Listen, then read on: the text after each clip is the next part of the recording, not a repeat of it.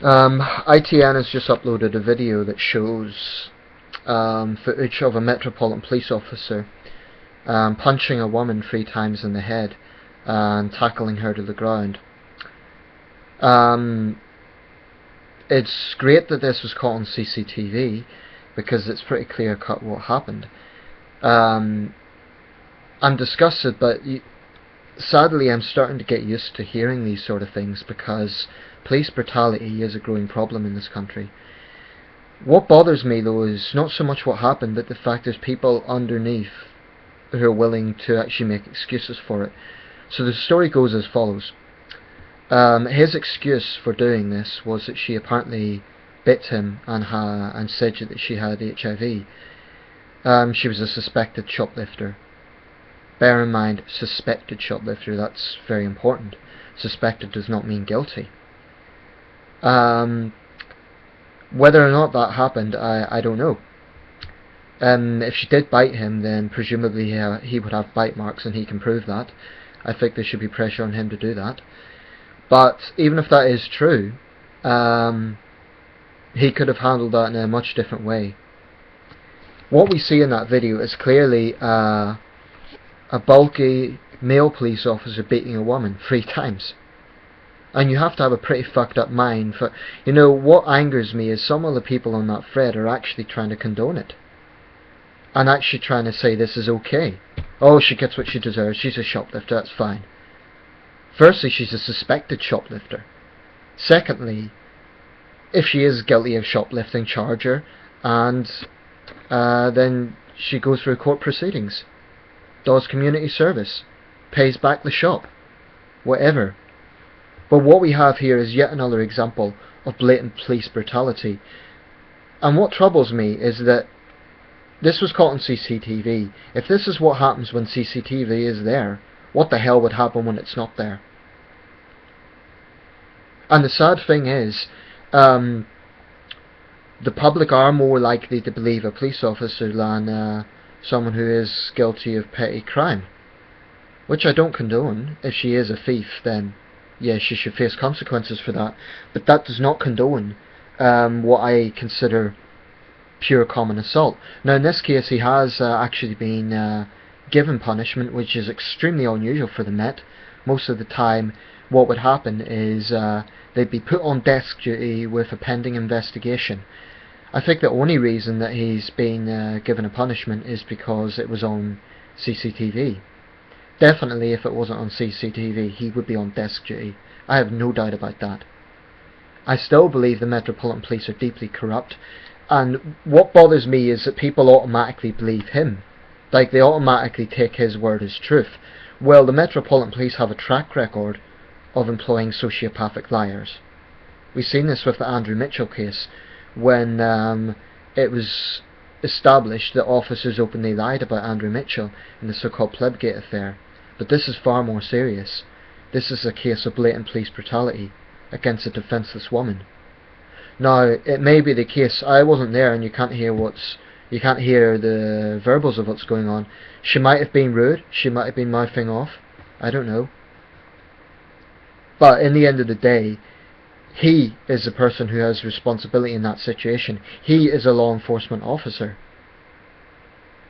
He is the authority figure. It's not an equal situation. What you have is a defenceless woman versus a well-built male police officer. And I just think it troubles me that so many people accept this as being okay. And I know why they do. Because maybe she is a petty criminal. But the point about police brutality is it doesn't discriminate. Because these people are sociopathic thugs. And they would not. They're driven by power. And if you're in the wrong place at the wrong time, you could find yourself on the receiving end. I personally had to deal with the arrogance of police officers. And I'm not a criminal. I'm not a shoplifter. But I personally had to put up with the attitude that they genuinely believe wearing that uniform gives them a right to do what they want. This is a very dangerous trend. And I've argued before that there is signs this country is heading more and more like the United States. We're not as bad as that yet. And but when I see things like this happening, it makes my blood boil, first of all. Not just because it happens, but because of the impunity. Now, like I say, in this situation he was punished. I think probably too leniently. I think he should be facing jail time for that. Because if he does that in this case, what's he likely to do in other cases? You know? And I am convinced the only reason he's facing punishment is because he was caught. The Metropolitan Police have a track record of protecting their own. That's a fact. It's an absolute fact. And Bernard Hogan-Howe, as Commissioner, I think the man is absolutely untrustworthy. Because the Metropolitan Police have a track record. It is probably because it's the biggest force. It's not, by no means, the only one. Now, I always make this point when I make these videos. I have to emphasize this because people would misunderstand it.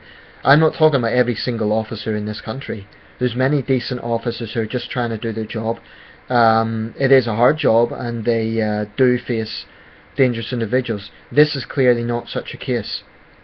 This wasn't like a young officer being confronted by an armed gang. This was an officer in a police station attacking a defenseless woman. That's the fact. That is the fact. It doesn't matter what she said, because he's supposed to be the authority figure. He is the one in control. And like I say, if she did bite him, then charge her for that. But the way he behaved was clearly dangerous. I mean, think about it. If that's the way he behaves every time that someone says or does something he doesn't like, how the hell can you trust someone like that in a position of power?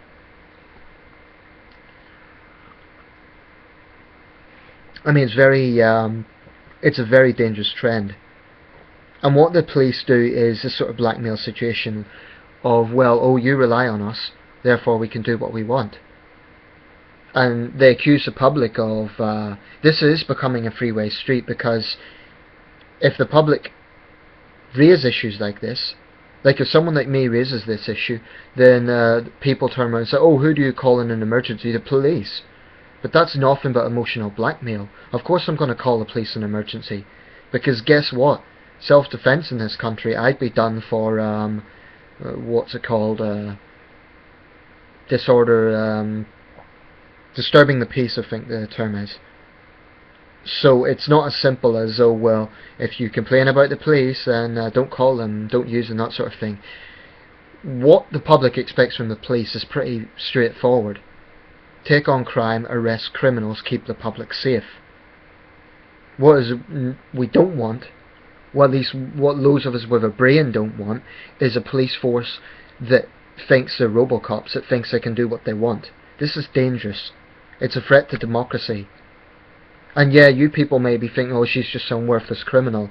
But don't think that it's only going to be people like her that are affected by this. And you know, I'm saying that, I'm using your language. I think it's appalling whoever the target is. Now, I appreciate in situations the police need to use force, especially with genuinely dangerous thugs. I have no problem with that. And I'm not so stupid to think that there isn't force necessary at times. Of course there is.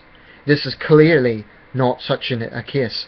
Look at the footage. Look at the damn footage. And judge for yourselves. I'll put a link on this video. But it just makes my blood boil that anyone can rationally condone this and think it's okay. And think that because she's a suspected shoplifter, then it's okay to treat her like this. It's dangerous.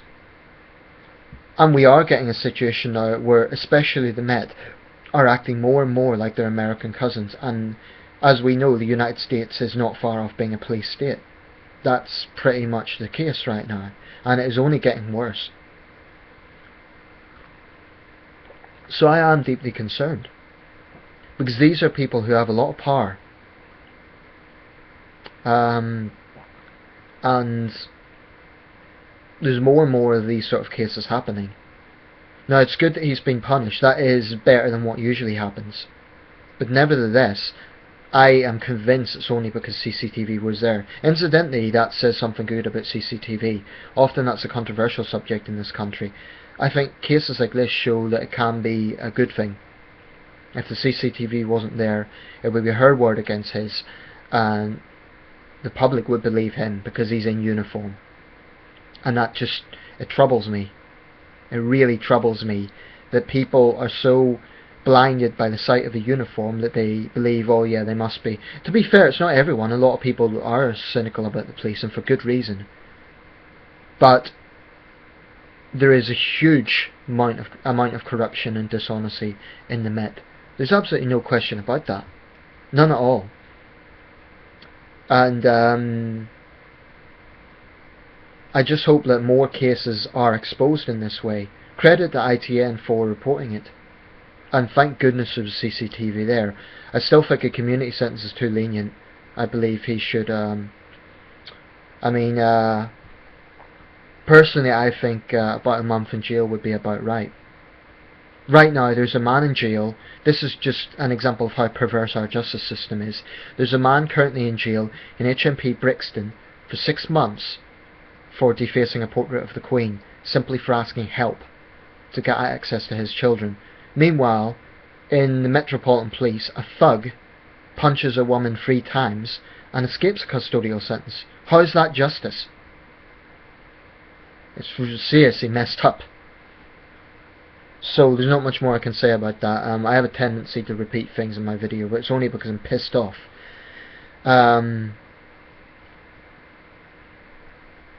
It just troubles me that so many people think this is okay.